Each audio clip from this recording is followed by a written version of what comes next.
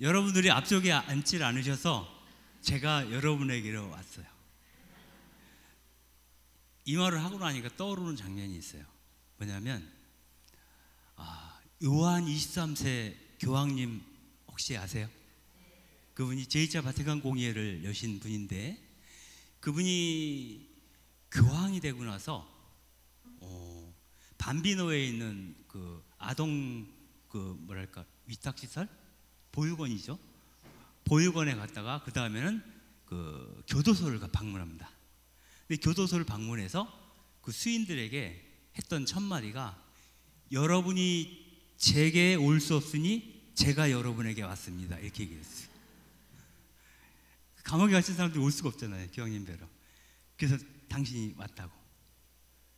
이것은 우리 교회가 알아서 교회로 사람들이 오기를 기대하는 게 아니라, 오면 내가 잘해줄게가 아니라, 그리스도인들은 그들에게로 떠나는 사람들이라는 거예요.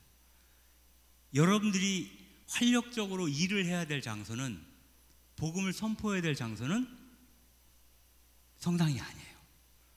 성당은 이미, 성당에 와서 활동을 한다는 것은 복음을 알아들었다는 얘기잖아요.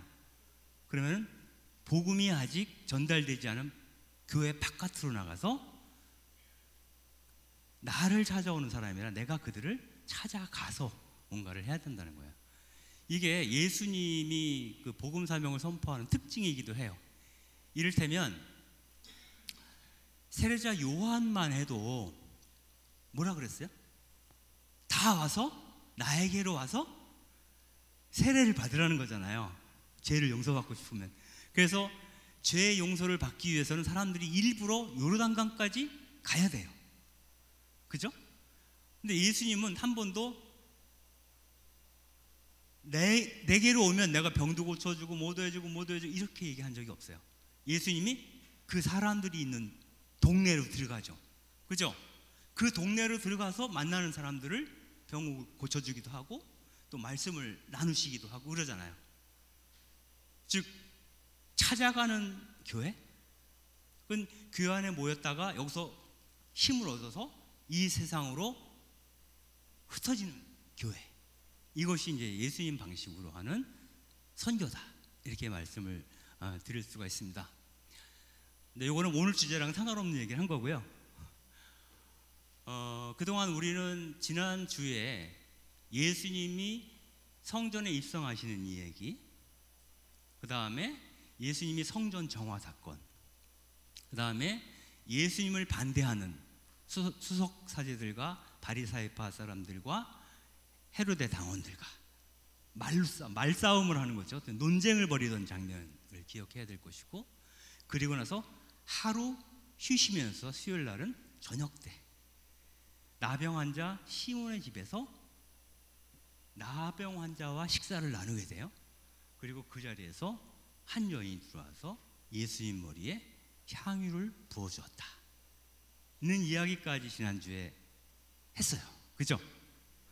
그래서 지난주에 한 얘기를 조금 정리하고 오늘 얘기를 시작하도록 하겠습니다. 먼저 예수님께서 성전에 가셨어요. 성전의 구조부터 말씀드릴게요. 성전 오른쪽에, 성전 오른쪽이 아니구나. 예루살렘 오른쪽에 성전이 있어요. 그리고 이 성전 북쪽에 첨탑이 있는데, 이 첨탑을 둘러싸고 있는 공간이 안토니아 요새입니다. 로마 군대가 상주하고 있는 곳이에요. 한 5만 명 정도가 있었다 그래요. 5만 명 아니다. 5천 명 정도의 로마 군대가 여기 상주를 하고 있었어요. 근데 명절이 되면, 그리고 이 예루살렘 주민의 숫자는 예수님 시대 당시에 주민 숫자가 5만 명이에요. 5만 명에 5천 명. 근데 과월절과 같은 행사가 이루어지게 된 명절이잖아요. 그러면은 사방 천지에 흩어져 있던 유대인들이 예루살렘으로 순례로 오게 됩니다. 그럼 몇 명 정도 올 것 같아요? 기록에는 한 50만 명 정도 왔다 그래요. 근데 50만 명이 여기에 들어갈 수가 없어요. 그러므로 좀 과장된 숫자이겠죠. 아무튼 굉장히 많은 사람이 왔다고 얘기를 합니다. 그리고 이 성전에서 성전 이 오른쪽에 있는 산이 올리브산입니다. 그리고 이 성전 벽으로부터 100m 정도 떨어진 곳에 있는 둔덕이 있는데 이 둔덕이 바로 겟세마네 동산이에요. 그래서 겟세마네 동산이나 올리브산에 올라가서 보면 성전이 훤히 내려다 보여요. 그리고 이 올리브산을 끼고 동쪽으로 조금 내려오면 한 7km 정도 내려오면 마을이 하나 있는데 그 마을의 이름이 베타니아입니다. 그리고 베타니아에는 나자로와 마르타와 마리아 가족이 살아요. 그리고 예수님은 첫날 이 베타니아에 머물고 있다가 올리브산 옆을 지나서 하단으로 내려가는데 여기가 키드론 계곡이에요. 키드론이라는 계곡이고요. 그 다음에 이쪽이 흰놈 계곡이에요. 이 흰놈 계곡을 우리는 보통 게헨나라고 불러요. 뭐 저승의 불길이 타는 것 뭐 이렇게 부르기도 하는데 이 게헨나와 흰놈 계곡 사이에 문이 하나 있는데 예루살렘으로 들어가는 문, 이 문이 오물문, 똥문이죠. 똥문, 쓰레기들이 드나드는 문이 있어요. 그리고 이 분문 바로 위에 실로암이라는 연못이 있습니다. 그리고 이 예루살렘이라고 하는 성에 상부가 있고 하부가 있어요. 여기는 좀 둔덕이 있어서 높은 곳이고 이 아래는 낮은 아랫동네죠. 윗동네 아랫동네예요. 윗동네 아랫동네인데 지금은 이게 구분이 별로 없어요. 왜냐하면 67년부터 70년까지 전쟁이 일어나요. 유대 독립전쟁이 일어나는데 그때 로마 군인들이 들어와서 이 예루살렘 성전을 무너뜨려요. 그래서 이때 무너진 성벽의 돌들이 이 골짜기를 메워버렸어요. 우리가 통곡의 벽이라고 하는 그 부분만 남기고 다 무너졌거든요. 메워져 있는데 역시 그래도 아랫동네는 아랫동네고 윗동네는 윗동네예요. 아랫동네는 슬럼가입니다. 지금은 아랍인들이나 팔레스타인 사람들이 살아요. 천막촌이고요. 위에는 빌라촌입니다. 빌라촌이란 말은 2층 집이란 뜻이에요. 집들이 돌로 지으니까 2층, 3층으로 지을 수 있잖아요. 그래서 우리가 배너라는 영화를 보면 배너가 원래 살았던 집 기억나세요? 영화에서? 돌로 다 지은 집, 그런 집에 살았어요. 윗동네 사람들은. 별장 지역이라고 볼 수도 있어요. 그래서 이 예루살렘의 요 윈쪽, 서쪽에 뭐가 있냐면 헤로데 궁전이 있습니다. 헤로데가 있던 궁전이 있어요. 그리고 이 성전 쪽으로는 하스몬의 왕가라 그래서 유대인 로마의 식민지가 되기 전까지 유대인 정부가 들어서 있었거든요. 그 왕가가 이제 하스몬 왕가예요. 그 궁이 있습니다. 그래서 이 가을절 당시에 지난 시간에 얘기했지만은 가이사리아라고는 지중해변에 있는 도시에서 머물고 있던 빌라도가 로마 군대를 끌고 야포라고 하는 항구가 있어요. 여기에 지중해변에 이 야포라는 항구에서 동쪽으로 동진을 해서 예루살렘으로 들어오거든요. 입성하는데 이 들어오는 문이 여기 있어요. 이 야포문이에요. 이 문으로 이렇게 들어오게 돼 있어요. 그 밑에 바로 헤로데 왕가가 있고요. 가야파의 저택이 이 정도 있어요. 그리고 오늘 얘기할 다락방, 최후의 만찬을 했던 장소가 요즘에 있습니다. 그리고 이 헤로데 궁전으로부터 100m, 굉장히 짧죠. 100m 거리에 뭐가 있냐면 골고타가 있습니다. 아주 짧아요. 그냥 보통 사람이 걸어가봐야 100m 몇 분 걸리겠어요. 그죠? 아주 짧은 이 성벽 바깥이에요. 근데 여기 성벽 바깥이고 여기가 채석장이 있던 자리예요. 이 채석장 자리가 골고타다라는 거예요. 그런데 이때 이 예루살렘을 관장하는 사람이 누구냐면 대사제입니다. 대사제. 물론 이 유다 지방을 통치하고 있던 사람은 대사제가 아니라 명목상으로는 누구죠? 총독이죠. 그러나 총독은 주로 평시에는 어디가 있는다?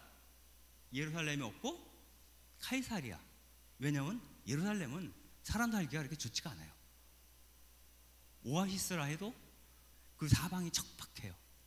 그런데 여기는 그야말로 휴양도시 같은데, 지중해 변에 있는 도시 좀 있어 보이지 않아요? 그죠?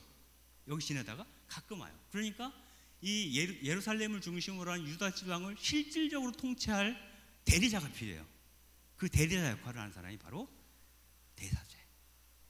그리고 대사제와 함께 이 유대인들을, 유다 백성들을 지배하는, 다스리는, 통치하는 역할을 했던 사람들이 이른바 그 산헤드린이라고 부르죠. 의회. 산헤드린 의회의 의원들이죠. 이 의원들은 누구냐면 주로 지주들입니다. 지주. 땅을 많이 갖고 있는 지주들인데, 이 위원들의 땅은 어디에 있을까요? 이 산헤드린 위원에 해당되는 사람들이 갖고 있는 땅은 어디에 있을까요? 대부분 갈릴레아에 있어요. 이 유다 이렇게 보면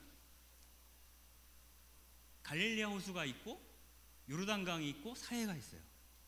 그러면은 이게 갈릴레아 호수고 이게 사해예요. 그러면 여기가 갈릴레아 지역이고요. 중간에 사마리아 지역이에요. 그 다음에 여기가 유다 지역이에요. 그런데 이 사마리아는 산악지대예요. 산악지대. 그리고 유다 지방은 광야예요. 광야. 여러분 유다 광야 많이 들어봤죠? 성지 순례가면 예루살렘 갔을 때 예루살렘 바깥으로 나오면 다 사막이에요. 보시면 알겠지만. 그리고 이 예루살렘에서 동쪽으로 조금 가면 그 요르단강이 나오죠. 이 요르단강 건너편이 또 다른 이름의 베타니아라는 지역인데, 여기가 이제 요한의 세례터가 있는 곳이에요. 그래서 여기로 가서 세례를 받았던 건데, 그 땅이 갈릴레아는 비옥해요. 그래서 갈릴레아를 가시면 꽃도 볼 수 있고 다 볼 수 있어요. 남쪽으로 내려올수록 그런 생명체를 보기가 쉽지가 않아요. 척박해요. 그러니까 농사를 여기서 짓죠. 그런데 여기에 살고 있는 갈릴레아 사람들은 대부분 다 소작농입니다. 그럼 땅 주인은 누구예요? 예루살렘에 있는 사람들. 즉 이런 사람들을 뭐라고 불러요? 부재지주라고 부르죠. 그 땅에 살고 있지 않지만, 여러분들 저 강원도 어디 땅들 다 서울 사람들 거잖아요. 예? 그게 부재지주예요. 예.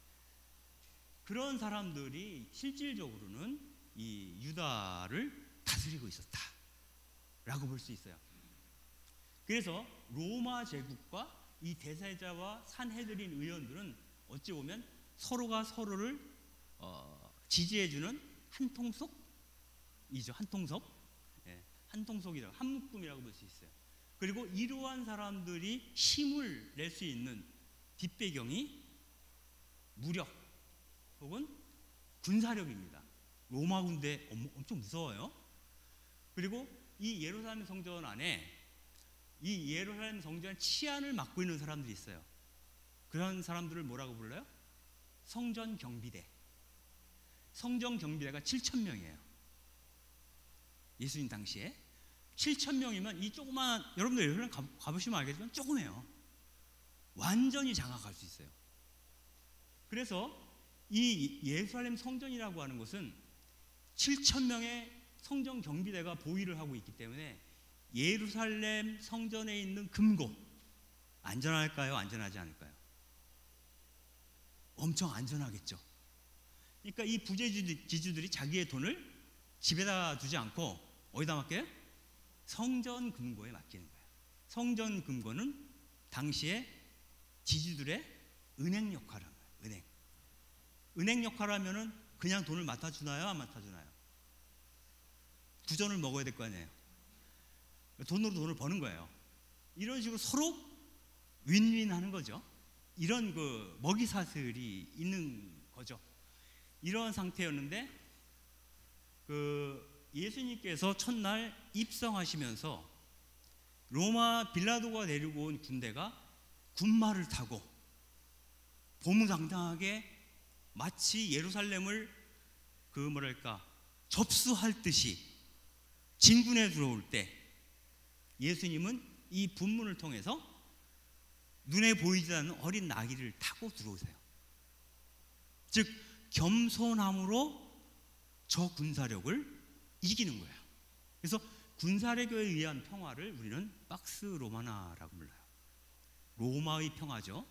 그러나 예수님이 이루시고자 하는 이 평화는 비폭력을 통한 샬롬입니다. 샬롬. 샬롬은 어떻게 얻어져요? 샬롬은 억눌러서 얻어지는 게 아니에요. 여러분들 요새 유행하는 말이 뭐죠? 입틀막 들어봤어요? 이 자리에 정치학 견해가 다른 분들도 계실 텐데 아무튼 입틀막이라는 말이 요새 유행해요. 군사력으로 입틀막을 해서 조용해진 상태는 박스 로마나예요. 그러나 모두가 잘 살 수 있도록 공평하게 나눠져서 사람들이 이 정도면 충분해. 그래서 다툼이 없어. 이렇게 찾아오는 평화가 뭐예요? 샬롬입니다. 그렇잖아요. 서로 나눠 먹으면 미워할 이유가 없어요. 싸울 이유가 없어요. 그럴 때 시키지 않아도 형제님, 자매님 이게 되는 거예요. 이게 안 되면 주인님, 너 갑을 관계가 형성되는 거예요. 그래서 갑을 관계를 통해서 유지되는 침묵을 우리는 박스 로마나라고 하고, 이 샬롬은 아까 말씀드렸듯이 서로 호혜로움, 평등한 평화라고 말을 할 수가 있겠습니다. 그래서 첫날 그런 것을 예수님께서 이쪽에 들어오면서 그걸 보여주신 거죠. 지난주에도 말씀드렸지만 이 군대가 여기에 들어올 때 아침녘에 보통 진입을 하는데 해가 동쪽에서 뜨죠. 그래서 로마 군대가 들어올 때는 이 햇빛 때문에 앞이 안 보여요. 즉 로마 군대는 눈먼 군대였다라는 거예요. 앞이 안 보여요. 햇빛 때문에. 자기들이 지금 왜 이 짓을 하고 있는지 병사들도 몰라요. 그런데 예수님이 들어올 때는 햇빛을 등에 지고 있기 때문에 앞이 또렷이 보이죠. 미래가 있는 행진이죠. 아시겠죠? 당장은 로마군에 의해서, 이 대사제에 의해서 이들이 승리한 것처럼 보이지만 종국에는 그리스도의 평화가 이 세상을 지배할 것이다 라는 것을 은변적으로 첫날 보여주는 거예요. 그러한 의미에서 본다면 이 성전이 부자들과 가난한 자들과 나뉘었어요. 여기서는 샬롬이 없어요. 그리고 이렇게 나눠진 상태를 축복하는 공간이 바로 성전이었던 거예요. 그러니까 예수님 입장에서 성전은 믿을 게 못 되는 거예요. 그래서 여러분들 아시겠지만 예수님이 복음서를 한번 천천히 한번 보세요. 예수님이 성전에 들어가서 예배를 드렸다는 얘기가 단 한마디도 없어요. 기도를 했다는 얘기도 없어요. 하다못해 성전에 들어가기 전에 발하고 손을 씻어야 돼요. 성전 입구에 씻을 수 있도록 수리시설이 돼 있어요. 발을 못 씻어도 손은 씻어야 돼요, 최소한. 그런데 예수님이 성전 일주일 동안 성전을 드나드셨는데 단 한 번도 들어가면서 손 씻었다는 얘기가 있어요, 없어요? 없어요. 발을 씻었다는 얘기가 있어요, 없어요? 없습니다. 무시한 거예요. 이것은 이미 하느님의 성전이 아니라는 거예요. 하느님의 성전이 아니라 뭐라고? 강도의 소굴이라는 거예요. 예수님 그렇게 말씀하셨잖아요. 너는 왜 아버지께 기도하는 집을 강도의 소굴로 만들었느냐? 이렇게 얘기를 하잖아요. 강도의 소굴이에요. 강도의 소굴에서 예배할 일이 없다는 거예요. 그게 두 번째 날 발생한 사건이에요. 그리고 세 번째 날은 왜 내가 그런 행동을 했는지 이 사람들하고 논쟁을 벌이는 거예요. 전국에는 그 논쟁 속에서 하느님의 것은 하느님께 바치고 카이사르의 것은 카이사르에게, 즉 황제의 것은 황제에게 바치라고 얘기를 해요. 이때 초미에 관심이 있는 로마와의 관계예요. 로마의 관계를 어떻게 푸느냐의 문제인데 예수님 말씀은 그거예요. 이 성전을 하느님께 바치고 나면 로마에게 바칠 성전은 없게 되겠죠. 우리가 얻은 수익 그 모두를 하느님의 소유라고 인정하고 하느님께 바치고 나면 로마인에게 낼 세금이 없겠죠. 그 얘기를 하는 거예요. 근데 직접 세금 내지 마 이렇게 얘기를 안 해요. 예수님은 굉장히 지혜로운 자예요. 어떻게 말로는 수석사제들과 바리사이파 사람들과 헤로데 당원들이 예수님을 말로는 당해낼 수가 없는 거예요. 뭔가 좀 걸었으면 좋겠는데 걸리지가 않아요. 그렇지만 예수님은 그 걸리지 않으면서도 하고 싶은 얘기를, 당신이 하고 싶은 얘기를 다 하시는 거예요. 이게 대단하신 분이죠.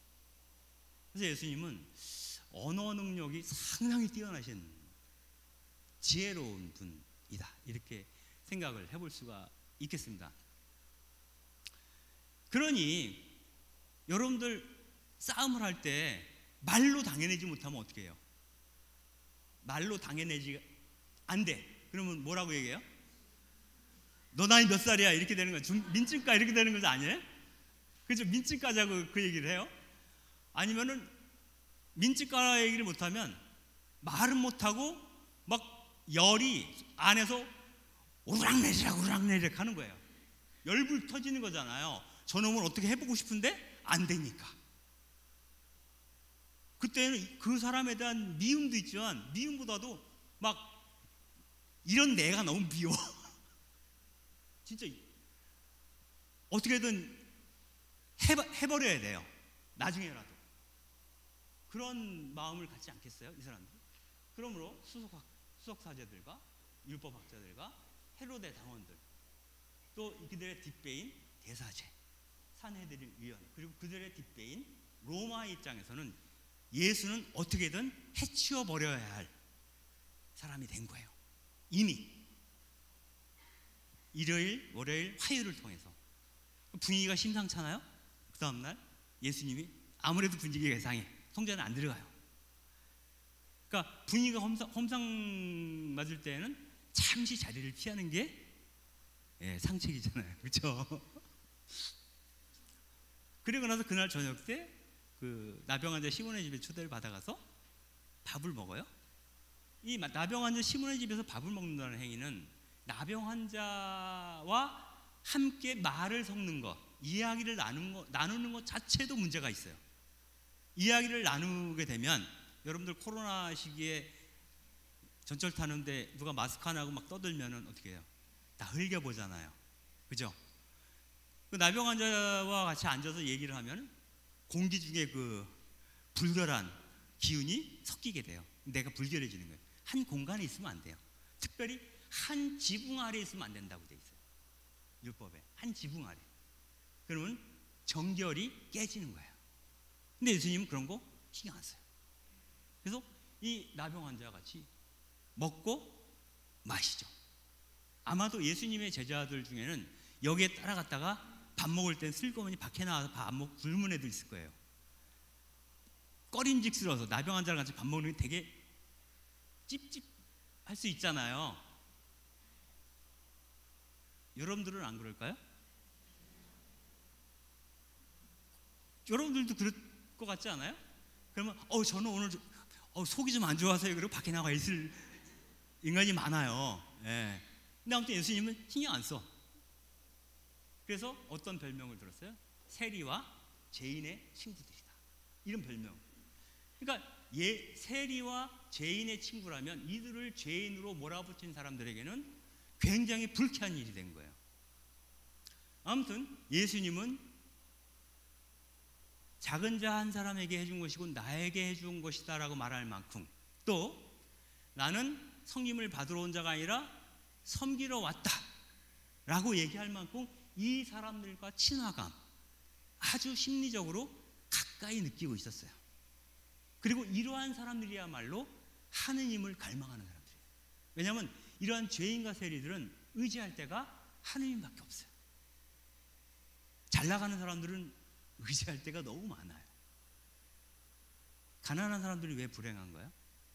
가난한 사람들은 정말 곤혹스러운 일을 당했을 때 전화할 데가 없는 사람들이에요. 여러분들 우리 애가 어디서 사고 쳤어. 그러면은 자기가 아는 변호사가 있을 거 아니에요. 아니면 대변해 줄 수 있는 누군가.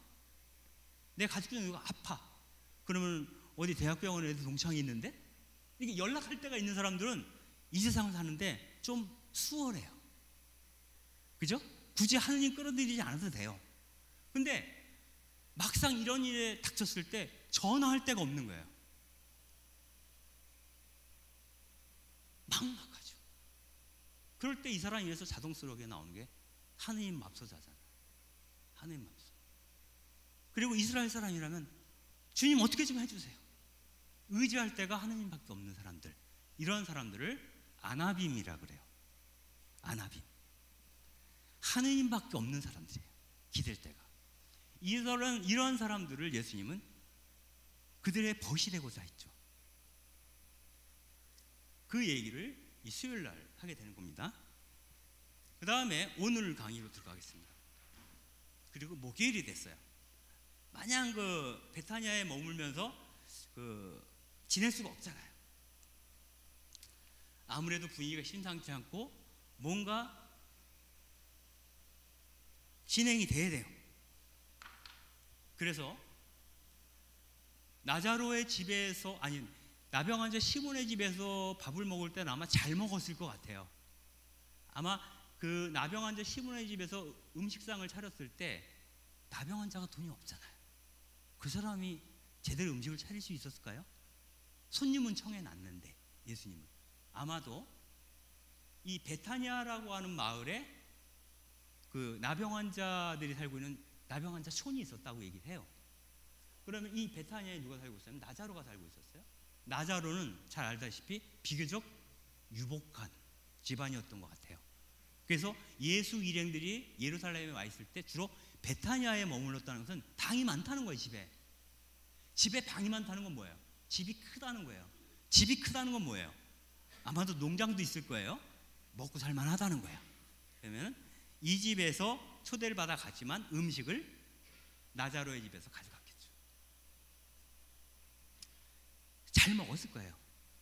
그런데 그 다음 날 이루어지는 게 최후의 만찬입니다. 최후의 만찬인데 먼저 한마디만 하면 최후의 만찬 때 예수님과 제자들이 모여서 먹었던 음식이 뭐죠? 빵과 포도주. 달랑 빵 한 조각하고 음료수 한 잔이에요. 마지막 식사인데. 그죠? 이상하지 않아요? 먹다 죽은 귀신은 때깔도 곱다고? 마지막 잘 먹어야 되잖아요. 이게 마지막인데, 지상에서 먹은 마지막 밥이에요. 잘 먹어야 되거든요, 이날은. 그동안 남은 돈 있으면 다 써야 돼, 이날. 죽으면 못 써. 그죠? 근데 빵과 포도주만 갖다 놨어. 이것은 정상적인 식사가 아니에요. 그래서 이 최후의 만찬은 우리 밥 한 번 먹지 그래서 모인 게 아니에요. 어떠한 결의를 맺기 위한 의미심장한 날이었던 거예요. 이날은 밥이 중요하지가 않아요. 근데 밥그릇을 갖다 놔야 모이고 뭔가 얘기할 수 있잖아요.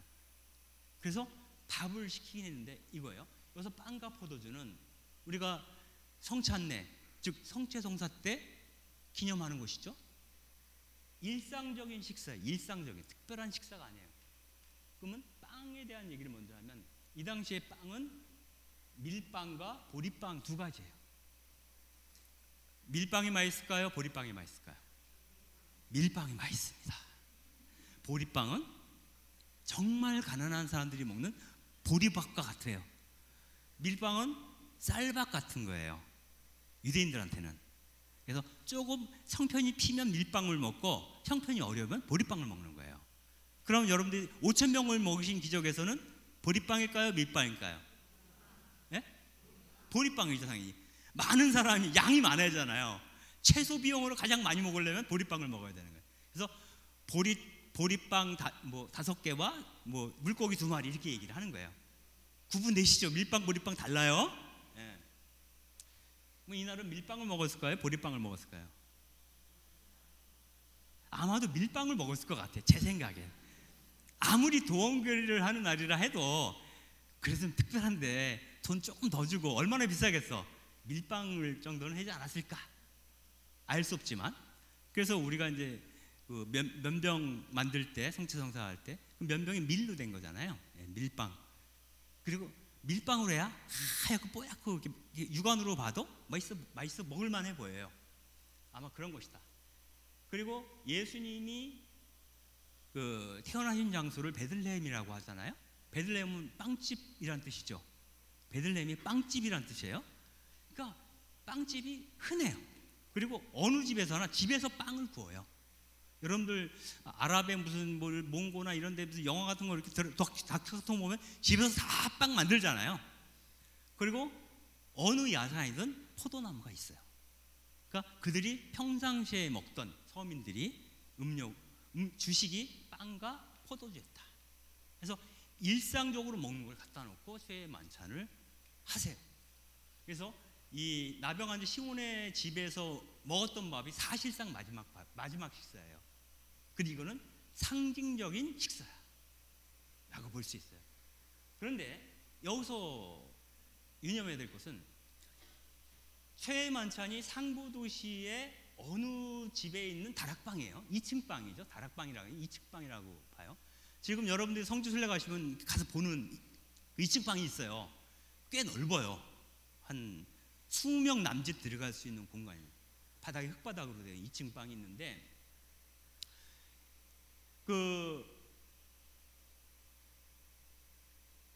이 방을 구할 때 예수님이 베타니아에서 미리 익명의 이름 모를 제자 2사람을 먼저 성으로 보내요. 그죠? 2 제자가 가서 예수님이 얘기한 죠. 한 사내가 물동이를 이고 갈 테니 그 사내를 따라가라.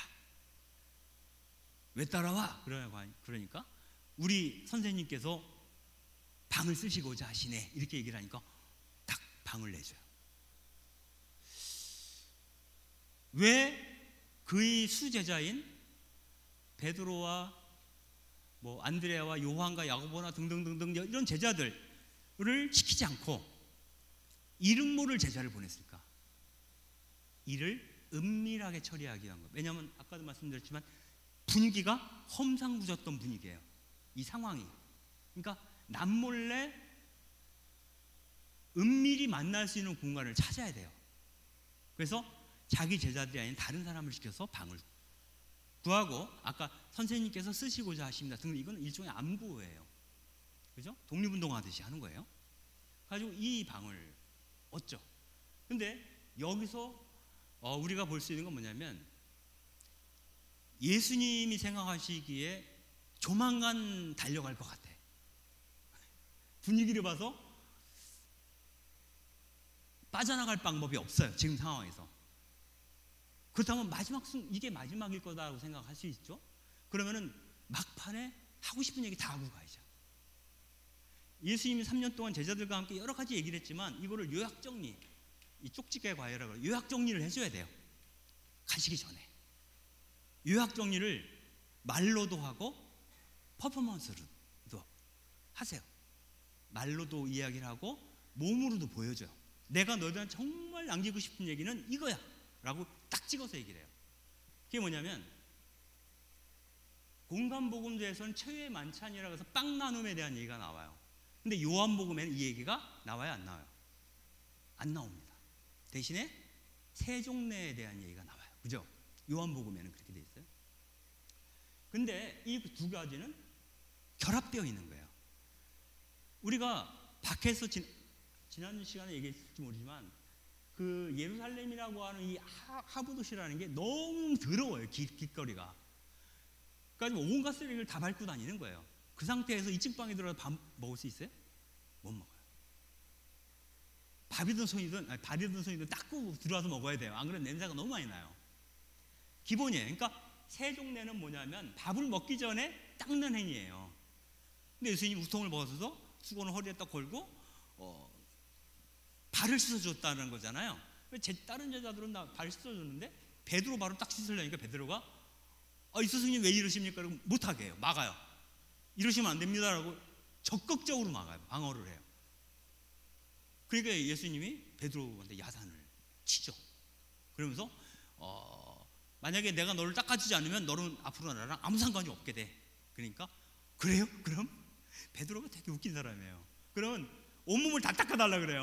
그러니까 참 철이 없어요. 사실은 나이는 제일 많은 것 같아요, 제자 가운데. 그러니까 발로족하다 이렇게 얘기를 하거든요. 예수님이 아마 웃으면서 얘기했을 것 같아요. 발을 씻어줘. 근데 왜 베드로가 그렇게 한사코 거부했는가? 자기 발을 씻는 거를. 거기에 대해서 우리는 이렇게 얘기합니다. 어떻게 제자의 발을 스승이 씻어? 이거 외람됩니다. 이렇게 해석하거든요. 그래서 예수님 참 겸손하게 제자의 발을 씻어줬구나 이렇게 얘기하는, 그렇지 않아요. 유대 율법에는 어떤 유대인 남자라면 누구도 남의 발을 씻으면 안 되게 돼 있어요. 율법적으로. 왜냐하면 발은요, 아무리 씻어도 완전히 깨끗해지지가 않아요. 여러분들 저기 그 공중목욕탕 정도 가서 때를 불려가지고 씻지 않으면은 발은 물만 뿌려서 해적인다고 깨끗해지지 않거든요. 각질 생겨요 뒤에. 그래요, 안 그래요? 그렇거든요. 꼭 비누칠해서 씻어야 돼. 깨끗하게 불려서. 그래야 이게 발이 깨끗해져요. 즉 발은 씻어도 완전히 정결되지 않는다고 믿었어요. 여러분들 유대인들이 왼손으로 밥 먹는 거 봤어요? 오른손으로 먹어요. 왜 왼손으로 밥을 안 먹을까요? 왼손으로 응가 보면 이제 닦아야 돼요. 더러워요. 그 왼손으로는 정결하지 않아요. 그와 마찬가지로 발을 씻으면 안 돼요, 유대인 남자들은. 근데 유대인 남자들은 발을 씻을 수 없다면, 만약에 이 사람이 유대인인데 종을 데리고 있어요. 이 노예가 있는데 노예에게 발을 씻으라, 주인의 발을 씻기도록 하면 그건 괜찮은가요? 근데 종이 유대인이라면 명령할 수가 없어요. 종이라 해도 그가 유대인인 경우에는 내 발을 씻으라 그러면 율법을 내가 어기는 거예요, 주인이. 그래서 유대인 종들은 값이 싸요. 이방인 종은 값이 비싸요. 왜냐하면 평생 부려먹을 수 있어요. 유대인 종은 6년 지나면 풀어줘야 돼요, 무조건. 싸요. 그래서 6년짜리 노예거든요. 그런데 이방인 노예는 평생 부려먹을 수 있습니다. 거의 10배에 가까워요. 그 당시 환전으로 봐서 유대인 노예가 보통 10문화 정도 한다 그래요. 그런데 이방인 노예들은 100문화 정도 돼요. 10배예요. 그러므로 예수님이 제자들의 발을 씻어줬다는 것은 예수님이 무엇이 되었다는 말이냐면 이방인 노예가 되었다는 말이에요.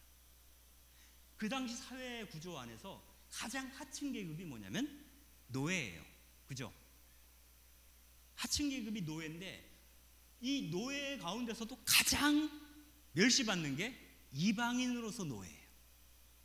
이 당시에 여러분들 노예가 영어로 뭐죠? 슬레이브죠. 영어로 슬레이브거든요. 이 슬레이브는 뭐냐면 로마 제국의 노예들이 대부분 슬라브족에서 왔어요. 슬라브족 사람들이 주로 노예였어요, 로마 제국에서. 그래서 슬라브 놈들, 이게 노예란 뜻이에요. 거기서 슬레이브란 말이 나온 거거든요. 근데 이 예루살렘에 있었던 대부분의 유대아 땅에 있었던 노예들은 대부분 시리아 사람들이에요.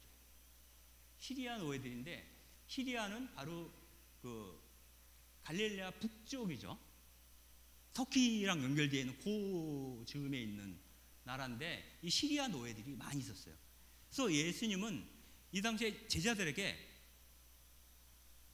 그 사회에서 바닥 가운데 가장 바닥, 유대인들이 혐오하는 이방인이면서 동시에 가장 비천한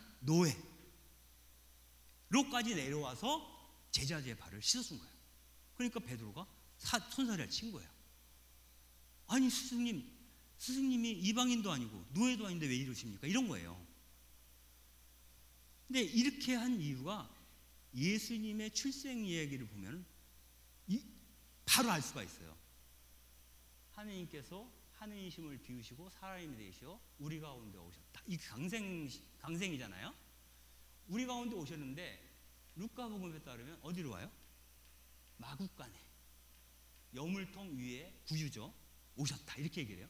여물통 위에 있는 건 뭐예요? 여물이죠. 짐승의 거처에 짐승의 밥으로 오신 예수예요. 그죠? 여러분들 정말 볼성사 나온 사람을 보고 뭐라 그래? 이 짐승 같은 놈이라 그러잖아요. 그죠? 이 짐승 같은 놈. 근데 예수님께서 짐승의 우리에서 짐승의 밥으로 오신 분이에요. 더 바닥이 있어요, 없어요? 없어요. 그리고 말씀이 요한복음에 따르면 살이 되었다 이렇게 돼 있어요. 말씀이 사람이 되었다라는 말인데 원어는 살이에요. 살이 그리스어로 사륵스예요. 사륵스.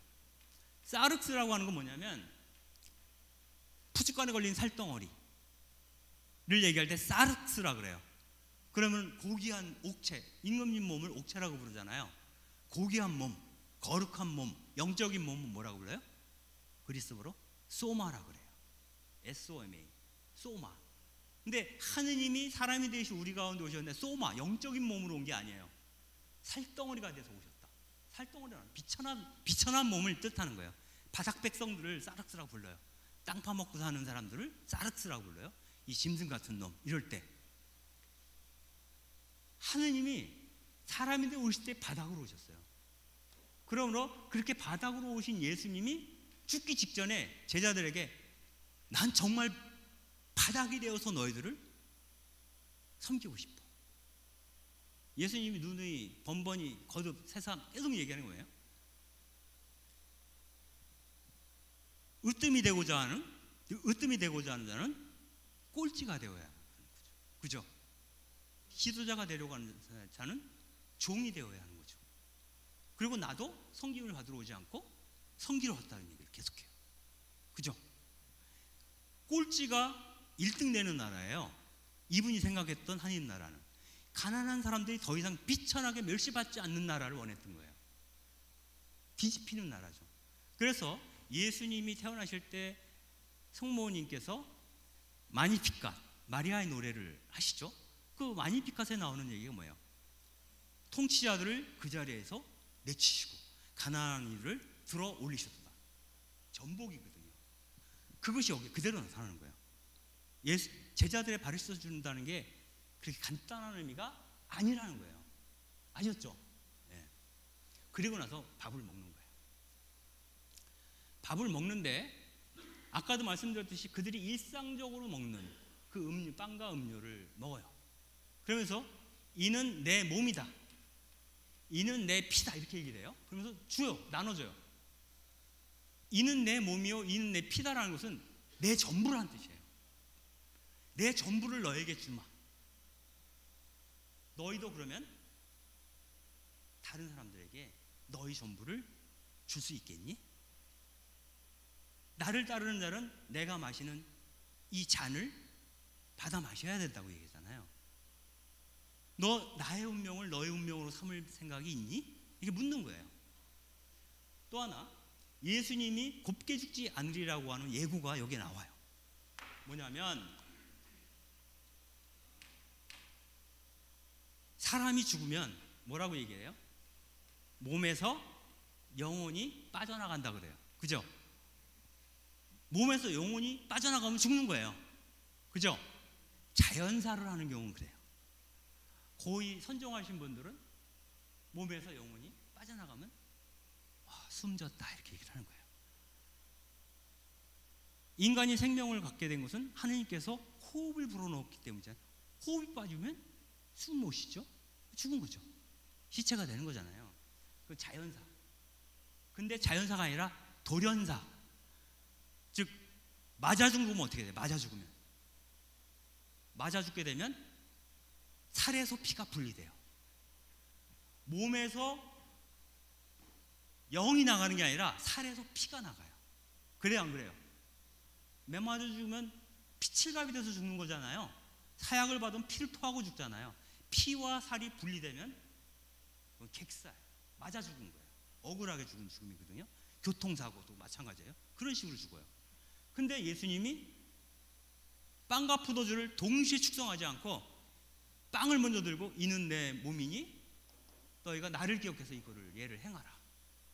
그 다음에 피를 따로 해요.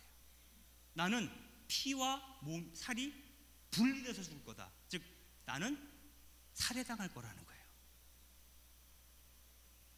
너희도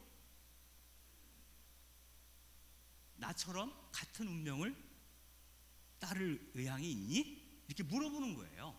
어떻게 보면 이 성찬례 자체가. 그래서 자기 자신을 온전히 몸과 마음 혹은 살과 피로 이루어진 내 생명 자체를 너에게 주마해요. 그리고 요한복음서인 세종례를 하고 나서 뭐라고 말을 붙이냐면, 내가 너희들이 본 것처럼 너희를 사랑한 것처럼 너희도 서로 사랑하라고 얘기해요. 너희들이 서로 사랑하라고 내가 본을 보여준다는 거예요. 내가 한 것처럼 너희들도 너희를 뺀 나머지 모든 사람들을 다 섬길 의향이 있니? 이렇게 물어보는 거예요. 예수님이 평생에 걸쳐서 하고 싶었던 얘기는 이거예요. 우리는 신앙생활하면서 가장 중요한 것은 다 알고 있어요. 여러분들 신앙생활하면서 우리는 어떤 사람이 돼야 돼요? 한마디로 말한다면 사랑하는 사람이 돼야 되는 거잖아요. 사랑 빼면 시체예요. 우리 신앙은 아닌가요? 그래서 하느님을 뭐라고 불러요? 사랑 그 자체라고 부르잖아요. 내가 하느님을 사랑한다면 내가 사랑이 돼야 되는 거잖아요.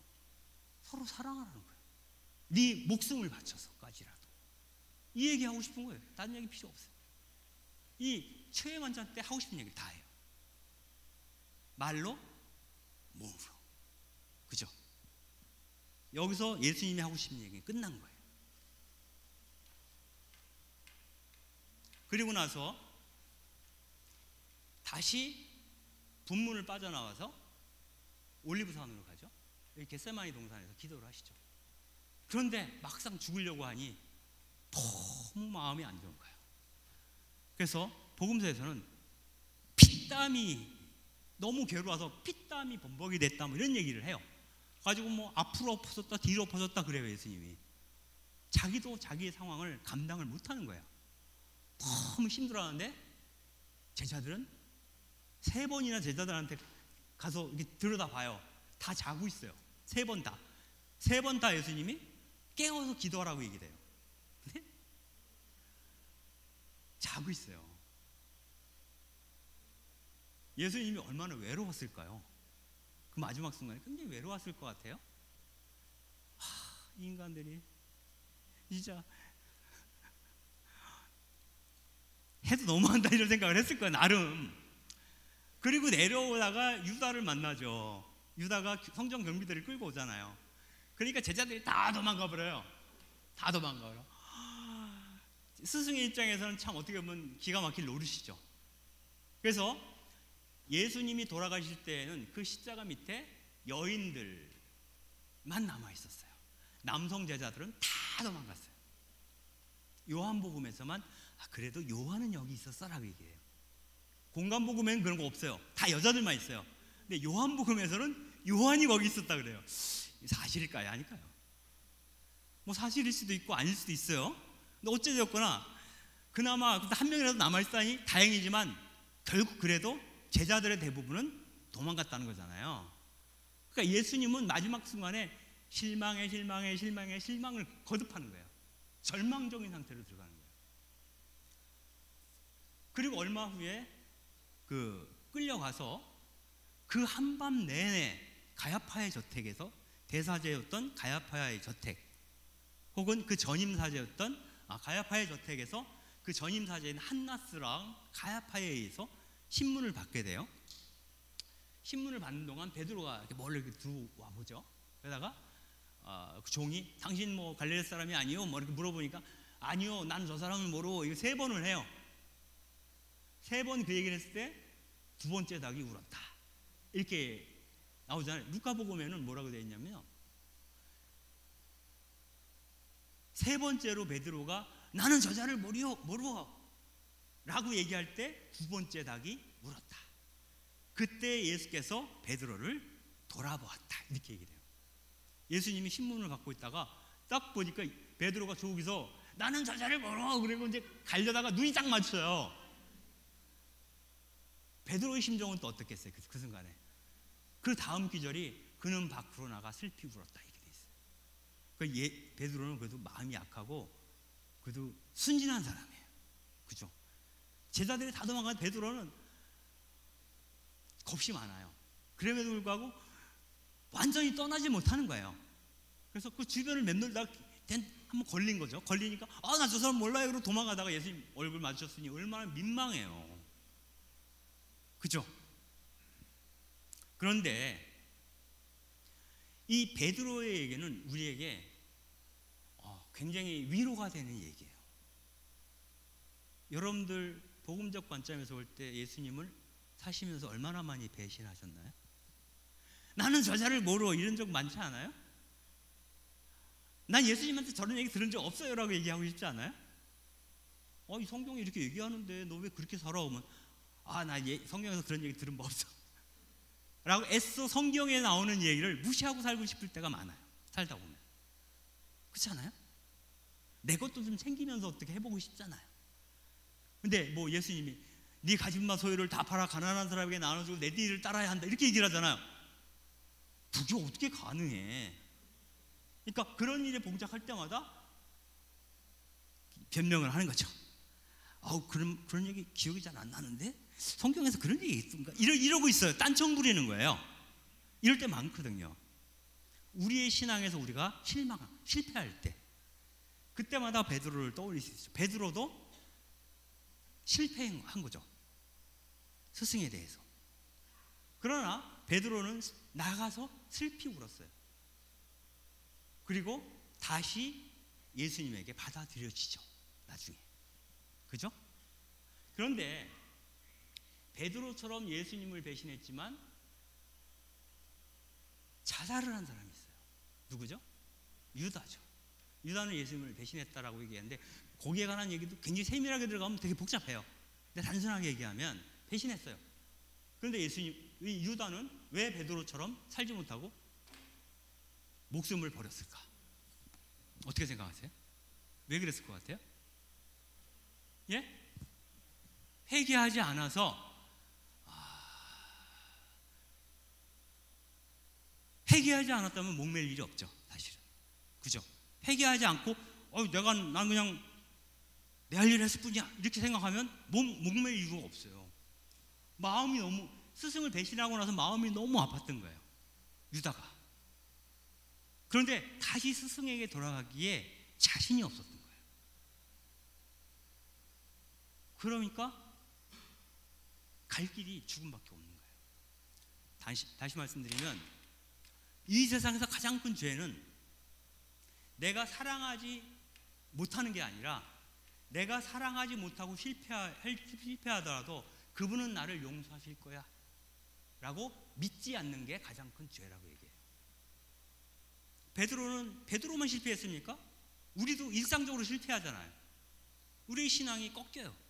수시로 순간순간 나의 작은 이기심 올라오잖아요. 어떻게 없어요. 그래도 다시 한번 그분께로 가는 거거든요. 우리 신앙은 그런 거예요. 넘어지면서 가는 거예요. 그런데 넘어지면 그분이 나를 용서하지 않을 거야 라고 생각하는 순간 이 사람은 신앙으로부터 끈이 탁 떨어져 나가는 거예요. 그죠? 그 사람의 길은 미래는 사망밖에 없어요. 죽음밖에 없어요. 그게 가장 큰 죄예요. 그래서 하느님의 자비를 여러분들이 신뢰하는가? 우리가 신앙이란 말을 쓰고 있지만 신앙이란 말보다 신앙이란 말 너무 흔하잖아요. 신앙생활 그보다도 신뢰. 넌 그분을 신뢰해?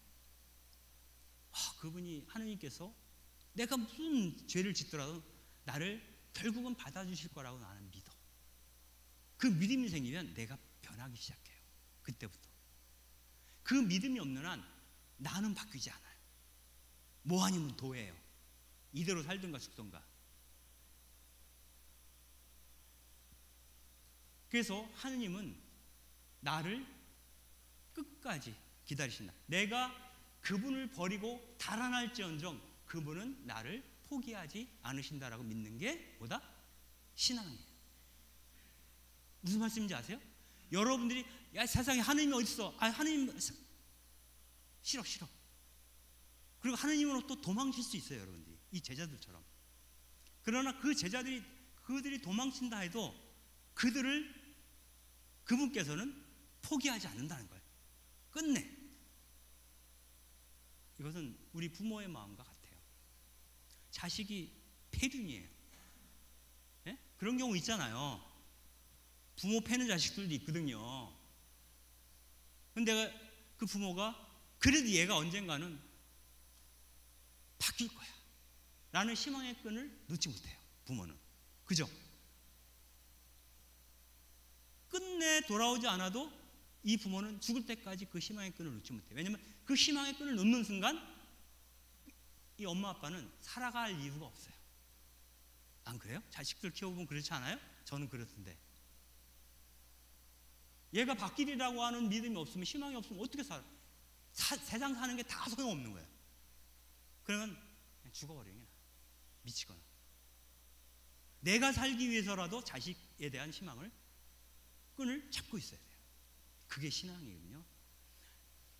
그 부모의 마음처럼 하느님께서는 내가 그분을 버릴지언정 그분은 나를 끝내 버리지 않을 거라고 하는 믿음.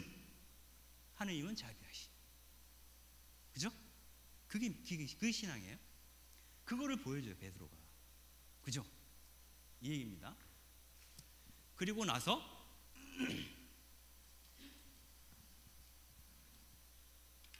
십자가에 매달려서 결국은 신문 받고 빌라도한테 또 재판 받고 그리고 십자가에 매달려서 죽죠.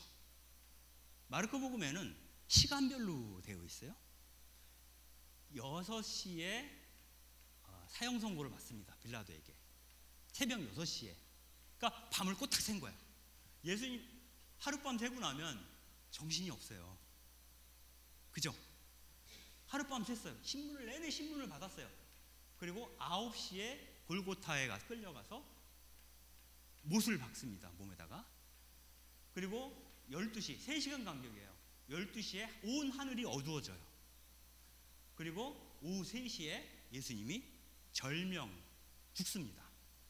그리고 6시 전에 무덤에 안장돼요. 이 3시간 간격이에요. 근데 이 과정에서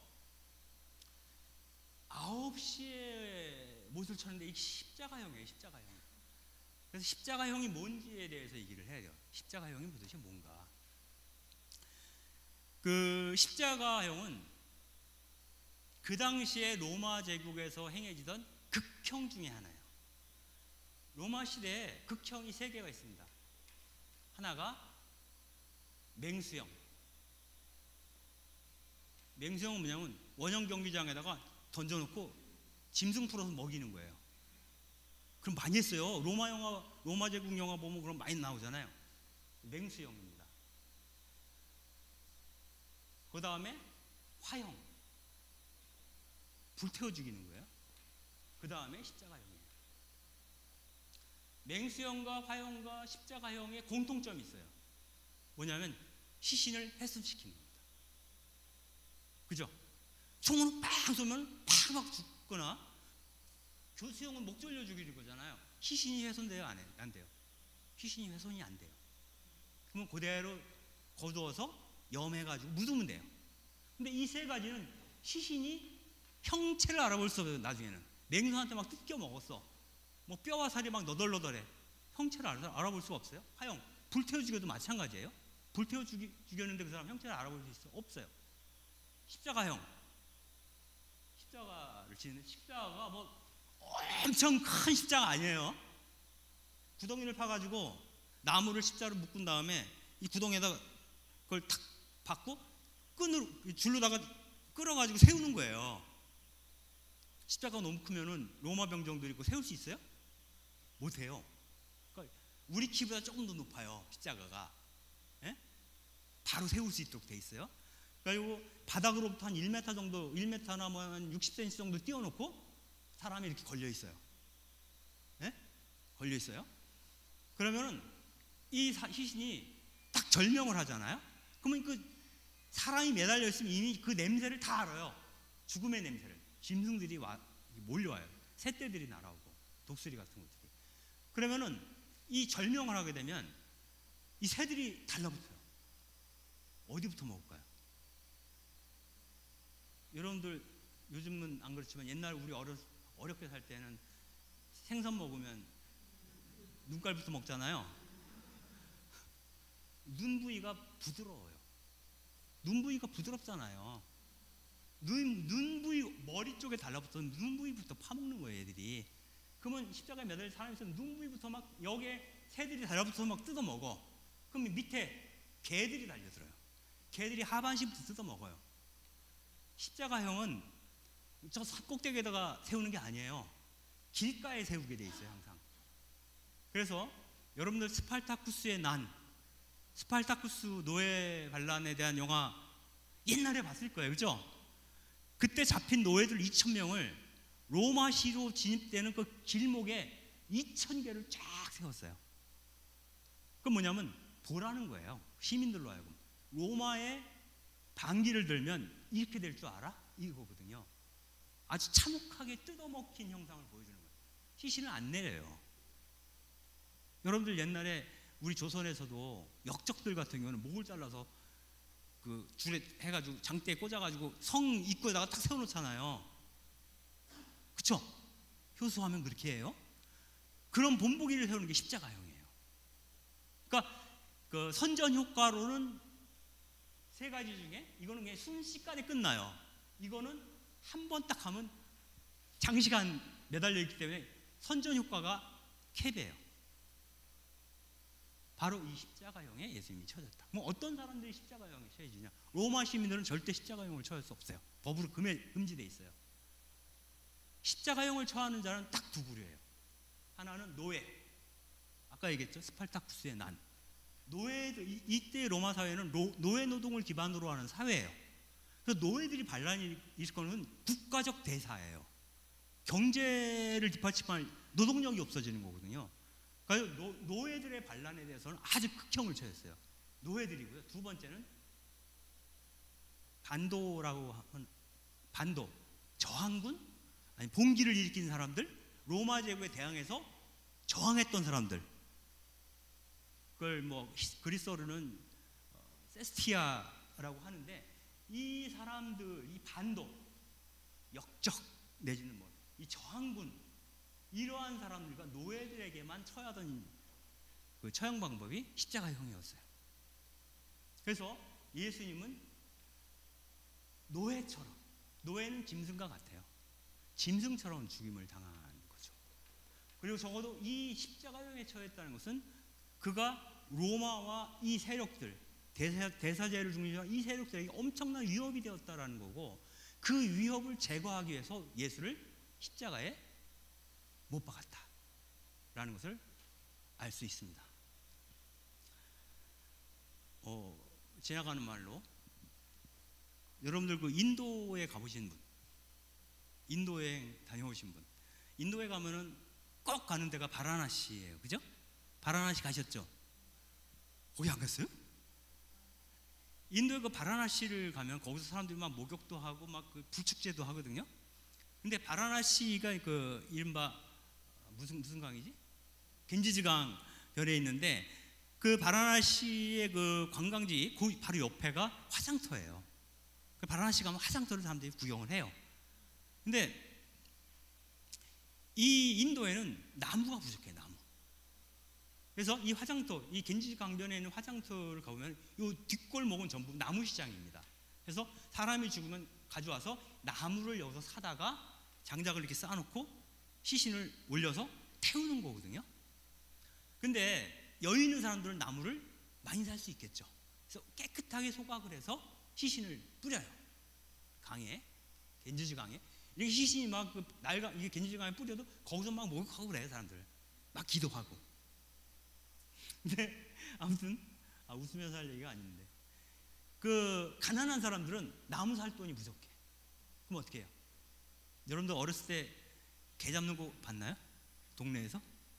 예? 개를 때려서 잡기도 하고 구덩이 봐서 머리를 팍 박은 다음에 흙으로 덮어서 질식사를 시키기도 해요. 보셨나 봐요, 그죠? 못 보셨어요? 난 봤는데. 근데 제일 마지막에 하는 것은 그슬리는 거예요, 부르다가. 그죠? 새까맣게 타요, 개가. 장작이 적으면 시신을 그슬리는 거예요. 그냥 태우는 게 아니라 그슬려서 그 시신을 겐지강에 떠내려 버려요. 그러면은 그 겐지장에서 우리 관광 왔으니까 요트 타고 왔다 갔다 유람하거든요. 시신이 이렇게 지나가요. 근데 아무도 신경을 안 써요. 근데 겐지즈 강변에 시신이 굴러가다가 이 기슭에 닿을 때가 있어요. 그러면 이 닿은 시신을 개들이 먹어요. 여러분들 바라나시 가서는 절대 개 근처에 가면 안 돼요. 이 프로 돌아다니는 개들이 많아요. 근데 피부병으로 어우 끔찍해요. 피부병 생겨요. 시신을 먹어.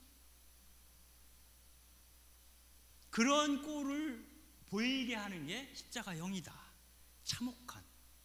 그래서 나무에 달리는 것을 유대인들은 저주받은 몸이라고 했어요. 그래서 예수님은 저주받은 자의 형상으로 죽어요. 근데 저주받은 자의 형상으로 죽은 사람들 여러분들은 뭐라고 불러요?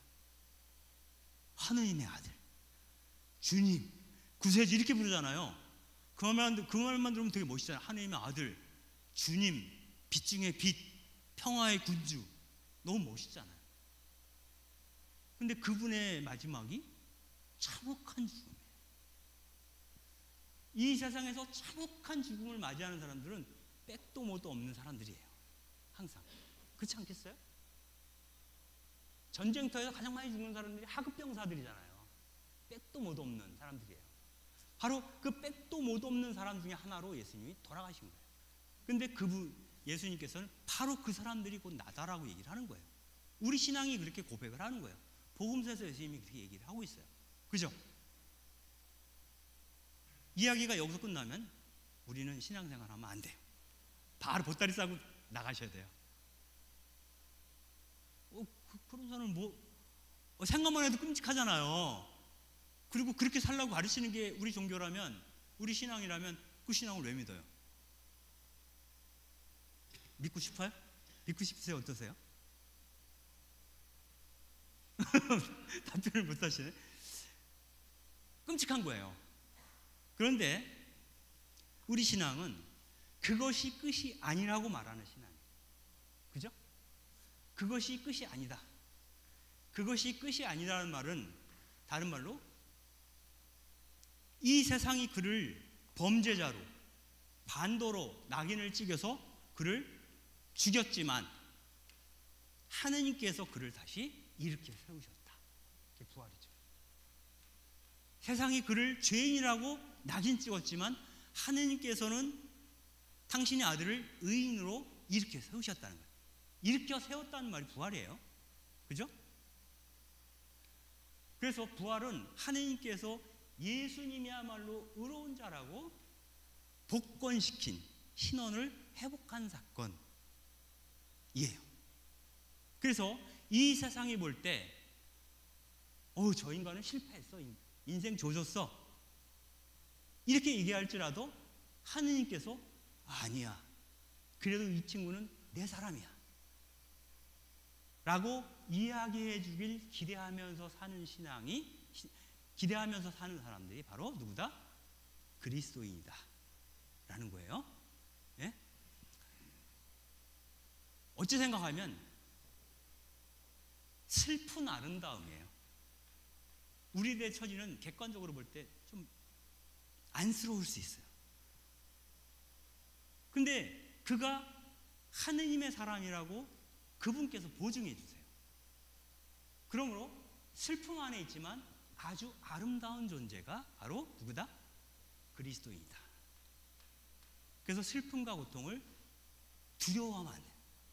그 슬픔과 고통 안에, 그 안에서 그분께서 나에게 무엇이라고 말을 건네시는지 들을 기가 있는 자, 그 사람이 바로 그리스도입니다. 그 사람들은 굉장히 자유로워요. 그런 사람들은 자기가 겪고 있는 현실에 대해서 딱 매여 살지 않아요. 좀 더 자유롭게 고통 속에서도 이렇게 웃을 수 있는 여유. 여러분들 심리적인 여유가 없으면 실수를 할 때가 많아요. 웬만한 건 막 주눅 들고. 근데 자유로운 사람들은 주눅 들지 않아요. 내가 가난한 거 보니까 그래도 내가 좀 잘 살아는 것 같으네. 스스로를 대견하게 생각할 수도 있어요. 어떤 사람. 이런 사람들은 자기가 자기 삶에 대해서 당당하죠. 그죠? 그리고 자기가 하는 일에 대해서 스스로 기뻐해요. 왜? 내 모습을 보고 그분이 이쁘다 해주실 것 같아요. 하나님께서 나를 보고 혹은 그리스도께서 내 사는 모습을 보고 넌 정말 내 좋은 친구야, 너는 정말 내 사람이야 라고 이야기해 줄 것 같아. 그러면은 내가 사는 게 좀 살만하죠. 그죠? 그래서 이 세상의 상식과는 다른 방식으로 사는 사람들이에요. 그래서 교부들은 그리스도인들을 이 세상에서 순례자처럼, 나그네처럼 살아가는 사람들이다. 이 세상에서 얻게 된 것을 꽉 쥐고 있는 사람이 아니라는 거예요. 그게 부활의 이야기인데요. 부활 얘기를 조금 더 하면 15분 정도 더 하겠습니다. 9시 반에 끝내면 되죠? 네. 지루하세요? 지루하면 빨리 끝내고. 예수님이 부활을 하시는데 복음서에서는 예수님이 부활했다고 하는 확실한 증거는 하나밖에 없어요. 빈 무덤. 무덤에 가봤더니 무덤이 비어있어. 이 양반이 벌떡 일어나서 어디 가셨나 봐? 부활하셨다는 거잖아요. 그래서 추측이에요. 빈 무덤밖에는 확증된 증거는 없어요. 예수님이 부활했다고 하는. 그 다음에는 제자들의 부활한 예수에 대한 체험 혹은 경험이에요. 나는 부활한 예수님을 만났어, 봤어 라는 경험. 이 두 가지예요. 두 가지인데 이 제자들의 경험을 이렇게 다시 보면 처음 부활하신 예수님을 제자들이 만났을 때 예수님이 예수님임을 제자들이 알아봐요? 알아봐지 못해요? 거의 못 알아봐요. 언제 알아봐요?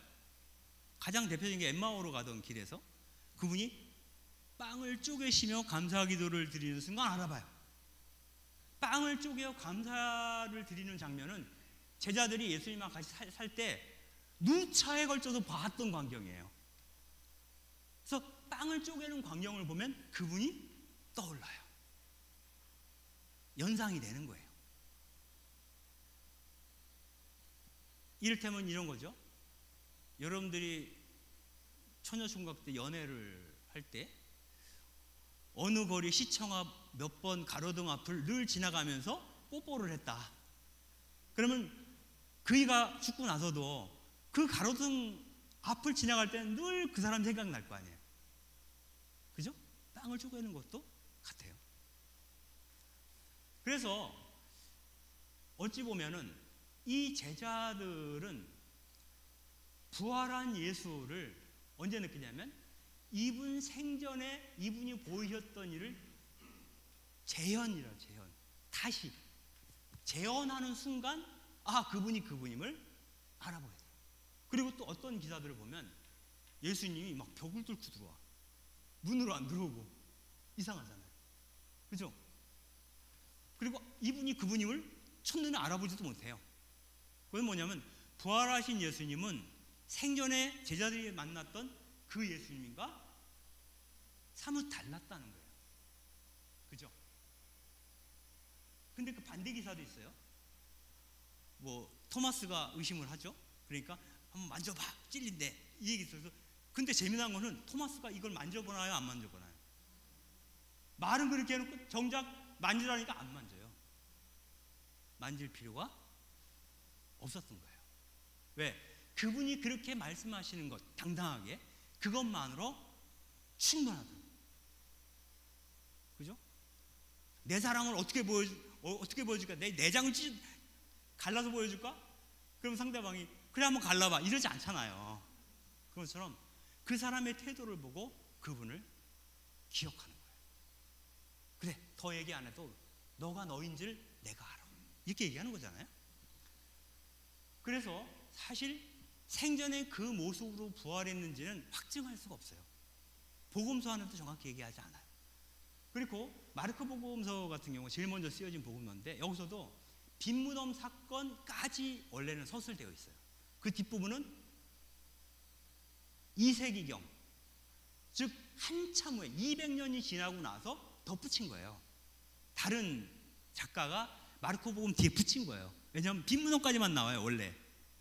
그러니까 근데 나중에 루카 복음이나 다른 복음서는 막 부활한 얘기 막 나오잖아요. 그러니까 그거를 싹 모아서 이제 합쳐가지고 다이제스트죠. 합쳐가지고 한 이야기를 만들어서 그거를 마르코복음 뒤에다 붙였어요. 부활한 얘기, 누구에게도 나타나고 누구에게도 나타나고 누구에게도 나타나고 이런 식으로 붙여요.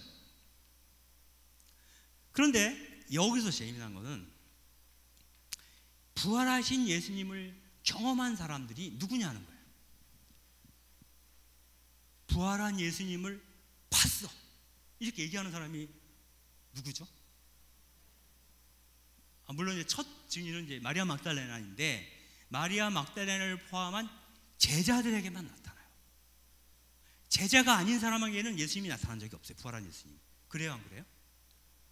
군중들한테 예수님이 나왔어 그리고 탁 나타난 적 있어요? 복음서에? 없어요. 제자들한테만 나타나요. 처음에 뭐 12제자에게 나타났다가 그다음에 70제자한테 나타났다가 뭐 이렇게 얘기를 해요. 제자들에게만 나타나요. 왜 그럴까요? 내가 예수님이고 내가 부활했다면 어디에 나타날까요? 예루살렘 성전 꼭대기에 딱 하고 나타나가지고 너희가 잡아 죽인 나다! 그리고 소리 지르면 사람들이 뭐 수만 명의 군중들이 몰려서 엎드리고 절할 거 아니에요. 일시에 완전히 반전되는 거잖아요. 그렇지 않아요? 그리고 그를 죽인 자들이 벌벌 무서워서 떨 거 아니에요. 근데 군중들한테 안 나타나고 제자들한테만 나타났을까요? 어떻게 생각하세요? 군중들한테 안 나타나요. 안 나타나는 게 아니라 못 나타나요. 왜냐하면 예수님의 부활을 보았다, 경험했다는 사람들은 생전에 예수님을 가까이서 만났던 사람들이에요. 예수님에 대한 어떤 기억을 갖고 있는 사람들만 예수님이 부활했다라고 느껴요. 멀리서 군중의 한 사람으로서 예수님을 봤던 사람들은 예수님 부활한 예수를 보지 못했어요. 그건 뭐냐면 부활이라고 하는 것은 마치 그분이 생생하게 내 옆에 살아계시는 것처럼 느끼는 사람들이에요. 느끼는 사람들에게서 나타나요. 그죠? 그래서 부활 사건이라고 하는 것은 다른 말로 표현하면 내가 예수님처럼 살 때, 어떤 측면이 내가 예수님처럼 빵을 쪼갤 때, 누군가의 아픈 상처를 만져주었을 때, 그때 그리스도가 그 순간에 부활하신다. 기억나는 거예요. 그것도 생생하게. 여러분들 이런 얘기하죠. 생불이란 말 있죠. 생불. 살아있는 부처. 어우, 저 사람은 생불 같아. 저 사람은 이승의 사람 같지가 않아. 이런 얘기 하잖아요. 그죠? 이런 사람들은 이 사람을 보면 이 사람은 하느님을 느끼는 거잖아요. 부처님을 느끼는 거잖아요. 그러므로 예수님처럼 살아가는 어떤 제자가 있다면 이 제자를 통해서 나는 뭐를 보냐면 하느님을 보는 거예요. 아니면 그리스도를 보는 거예요. 그래서 이 제자가 어떻게 사느냐에 따라서 하느님은 부활하기도 하고 부활하지 않기도 하는 거예요. 다른 식으로 얘기하면요, 여러분들 하느님은 존재하시나요? 존재하지 않나요? 정말요? 하느님이 존재하지 않는다 그렇게 얘기하면 무신론자잖아요. 그럼 여기 앉아 있을 이유가 없죠. 그러면 여러분들 안에서 하느님은 현존하시는가요? 현존하지 않는가요? 현존할 수도 있고 현존하지 않을 수도 있어요. 현존하는 것과 존재하는 건 달라요. 하느님은 계신 분이죠. 하느님 이름이 있는 자잖아요. 그분은 존재하셔요. 그러나 여러분들이 그 존재하시는 하느님을 손에 만지듯이 생생하게 느끼시나요? 못 느끼잖아요. 그걸 못 느끼면 그 사람에게 하느님은 현존하지 않는 거예요. 존재하고 있으나 생생하게 내가 느끼지 못하면 그분은 나에게는 현존하지 않는 거예요. 그리스도인이라는 것은 늘 언제나 어디서나 그분이 나와 함께 현존하고 있음을 생생하게 느끼는 자예요. 무슨 말씀인지 아세요? 그분이 존재하고 안 하고는 우리가 물을 필요가 없어요. 무조건 존재하니까. 존재하시는 그분이지만 그분이 생생하게 내 안에서 느껴지는 사람들만이 그 안에서 그분은 나와 함께 생활하세요. 그분이 나와 함께 생활할 때 그분은 내 안에서 현존하시는 거예요. 그죠? 그렇잖아요. 여러분들 일상 속에서 24시간 중에서 몇 분 정도 그분이 여러분들과 함께 현존하시나? 이렇게 물어볼 수 있어요. 어떤 사람은 길을 걸으면서도 그분의 현존 안에서 겪는 사람도 있어요. 늘 그분이 내 앞에 있다라고 느껴요. 이런 사람들의 삶은 그렇지 않은 사람의 삶과 엄청 달라요. 그럴 것 같지 않아요? 이런 사람은 나쁜 짓 못해요. 하고 싶은 생각 자체가 없어요. 이게 바오로 사도가 얘기한 이제부터는 내가 사는 것이 아니라 내 안에 계신 그분께서 나를 통해서 사는 것이다. 이 얘기가 하나님을 현존케 하는 힘이에요. 무슨 얘기인지 아시겠죠? 그때마다 하나님이 우리 안에 현존할 때마다 그분은 거듭 새삼 우리 안에서 부활하신다는 거예요. 부활절 날 아침에 부활 축하드립니다 인사한다고 부활되는 게 아니에요. 그건 일종의 그 부활절이니까 의례적으로 하는 얘기지만 실제적인 부활은 내가 그분이 살아있음을 느껴야 돼요. 그래서 그분이 2000년 전에 돌아가셨는데 2000년 후인 지금 또 나와 함께하고 있다라고 느낄 때 내가 신앙인인 거예요. 그거 아니면 아직 신앙이 성숙하지 않은 거예요. 그렇죠? 바로 그렇게 부활한 자의 삶을 사는 것, 그것이 우리에게 중요하다. 오늘 얘기 여기까지거든요. 근데 잠깐만요.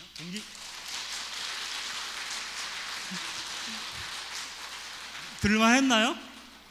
네. 지금 이게 예수님의 마지막 일주일에 대한 얘기를 했는데 예수님이 태어날 때부터 죽을 때까지 얘기를 할 거예요. 다음 주부터 5주간에 걸쳐서 태어날 때부터 죽을 때까지 5주간을 걸쳐서 하는데 제목이 예수님은 나를 사랑하는가? 라는 제목으로 해요. 그래서 오늘 들은 얘기의 확장판을 듣고 싶은 분들은 신앙 강좌를 신청하셔야 돼요. 한 달에 10,000원이라고 하더라고요. 12명 신청했대요. 좀 심하지 않나요? 제 얘기 재밌지 않나요? 이런 얘기 일주일에 한 번씩 들으면 내 신앙이 좀 바뀌는 것 같아. 예수님 그런 분이었구나. 막 생생하게 느껴지지 않을까요? 여러분들 뒤에서 접수 받고 있거든요 오늘. 그러니까 나가시면서 여기에 계신 분 중에 최소한 절반은 신청을 하셔야 돼요. 약속하시나요? 목소리가 안 좋은데? 박수로. 그래서 5주간 여러분들하고 예수님의 일생을 한번 더듬어가면서 재미난 이야기를 나누는 시간을 요 밑에 소강당에서 할 거거든요. 화요일 저녁 8시거든요. 똑같은 8시. 이거랑 시간이 같아요. 그리고 다음 주는 공지영 씨 오시죠? 공지영이가 제 친구거든요. 완전히 그 수다쟁이에요. 수다쟁이. 아줌마. 수다쟁이. 근데 아무튼 그날은 여러분들 공지영 씨 보고 싶잖아요. 그러니까 다음 주에 첫 강의를 하고 그 다음 주는 쉽게요. 공지영 씨 얘기 듣고 그 다음 주에 다시 또 시작하는 거로 그렇게 할 테니까 꼭 나가시면서 신청하시고 수강료는 지금 안 내도 돼요. 얘기했거든요. 신청서만 쓰고 가세요. 그리고 돈 생길 때 사무실에 가서 내면 돼요. 몇 푼 안 해요.